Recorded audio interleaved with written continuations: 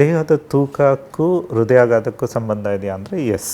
So ಸ್ಥೂಲಕಾಯ especially ನಮ್ಗೆ obesity ಮೇಲೆ ಡಿಪೆಂಡ್ ಆಗುತ್ತೆ. ಎಕ್ಸಾಕ್ಟ್ ಬಾಡಿ ವೆಯ್ಟ್ ಅಲ್ಲದೆ ಇದ್ರೂ ಒಬೇಸಿಟಿ ರಿಲೇಟೆಡ್ ಸ್ಥೂಲಕಾಯದವ್ರಿಗೆ ರಿಸ್ಕ್ ಆಫ್ ಹಾರ್ಟ್ ಅಟ್ಯಾಕ್ ಜಾಸ್ತಿ.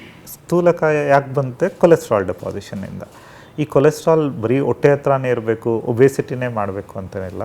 ಅದು ಈ ಥರ ನಮ್ಮ ರಕ್ತನಾಳದಲ್ಲಿ ಎಲ್ಲಿ ಬೇಕಾದ್ರೂ ಡೆಪಾಸಿಟ್ ಆಗ್ಬೋದು. ಈ ಡೆಪಾಸಿಷನ್ ತಲೆಯಿಂದ ಹಿಡಿದು ಕಾಲು ತನಕ ಎಲ್ಲಿ ಯಾವ ರಕ್ತನಾಳನ್ನು ಬೇಕಾದರೂ ಇನ್ವಾಲ್ವ್ ಆಗ್ಬೋದು. ಬ್ರೈನ್ ಇನ್ವಾಲ್ವ್ ಆದರೆ ಸ್ಟ್ರೋಕ್ ಆಗುತ್ತೆ, ಹಾರ್ಟ್ ಇನ್ವಾಲ್ವ್ ಆದರೆ ಹಾರ್ಟ್ ಅಟ್ಯಾಕ್ ಆಗುತ್ತೆ, ರೀನಲ್ ಡಿಸೀಸ್ ಆದರೆ ಹೈಪರ್ಟೆನ್ಷನ್ ಅಥವಾ ಕಿಡ್ನಿ ಫೇಲ್ಯೂರ್ ಬರ್ಬೋದು, ಕಾಲಲ್ಲಾದರೆ ಪೆರಿಫರಲ್ ವ್ಯಾಸ್ಕ್ಯುಲರ್ ಡಿಸೀಸ್ ಅಂತೀವಿ, ಗ್ಯಾಂಗ್ರೀನ್ ಥರ ಕಾಯಿಲೆಗಳು ಬರಬಹುದು. ಸೊ ಹಂಗಾಗಿ ಸ್ಥೂಲಕಾಯಕ್ಕೆ ಡೆಫಿನೆಟ್ಲಿ ಸಂಬಂಧ ಇದೆ.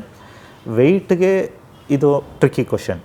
ಸೊ ತುಂಬ ಓವರ್ ವೆಯ್ಟ್ ಇದ್ದರೆ ಆಬ್ವಿಯಸ್ಲಿ ಅವ್ರಿಗೂ ಸ್ಥೂಲಕಾಯದ ಅಥವಾ ಒಬೇಸಿಟಿ ಇದ್ದೇ ಇರುತ್ತೆ. ತುಂಬ ಅಂಡರ್ ವೆಯ್ಟಲ್ಲೂ ಕೆಲವು ಸಲ ಹಾರ್ಟ್ ಅಟ್ಯಾಕ್ ಬರ್ಬೋದು. ಅಲ್ಲಿ ರೀಸನ್ಸ್ ಮೈಟ್ ಬಿ ಬ್ಲಡ್ ವೆಸಲ್ಲೇ ಸ್ವಲ್ಪ ಫ್ರೈಯಬಲ್ ಇರುತ್ತೆ, ಅರ್ಧೋಗೋ ಚಾನ್ಸಸ್ ಇರುತ್ತೆ. ಹಾಗಾಗಿ ಎಸ್, ಆ ಥರ ಅಂಡರ್ ವೆಯ್ಟ್ಸಲ್ಲೂ ಕೂಡ ಬರ್ಬೋದು. ಎಷ್ಟೊಂದು ಜನ ನೋಡೋದು ನಾರ್ಮಲ್ ಸಣ್ಣಕ್ಕಿದ್ದಾನೆ, ಏನೂ ಇಲ್ಲವೇ ಇಲ್ಲ, ಅವ್ನು ಬೋನಿ ಇದ್ದಾನೆ, ಸ್ಕಿನ್ ಇದ್ದಾನೆ ಅಂತ.